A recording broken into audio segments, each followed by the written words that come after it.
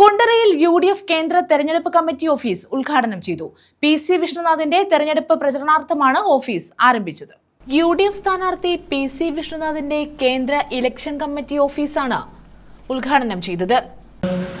നമ്മുടെ കൊല്ലം ജില്ല ഉൾപ്പെടെയുള്ള തെക്കൻ കേരളത്തിലെ ഭൂരിപക്ഷം നിയോജക മണ്ഡലങ്ങളിലും UDF പരാജയപ്പെട്ടിട്ടുള്ളപ്പോഴാണ് ഇവിടെ ഇടതുമുന്നണി അധികാരത്തിൽ വന്നിട്ടുള്ളത്.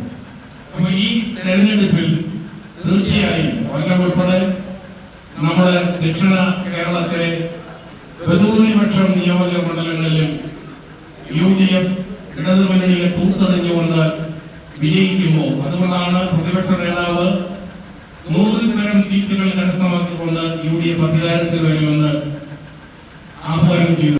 UDF ജില്ലാ ചെയർമാൻ KC രാജൻ ഉദ്ഘാടനം നിർവഹിച്ചു.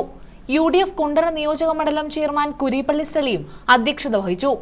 RSP കേന്ദ്ര കമ്മിറ്റി അംഗം TC Vijayan, KPCC secretary LK Sreedevi, DCC general സെക്രട്ടറിമാരായ KRV Sahajan, Pandavapuram Raghu, K Baburajan, Antony Jose, UDF Kundara നിയോജക മണ്ഡലം convener Venugopal, block president Raju D Panicker, Kerala Congress സംസ്ഥാന secretary Kulathur Ravi, Firoz Shah Samad, Sam Varghese, Sindhu Gopan, G Vinod Kumar, Madhulal, block മണ്ഡലം ഭാരവാഹികൾ തുടങ്ങിയവർ പങ്കെടുത്തു. News bureau, Kundara.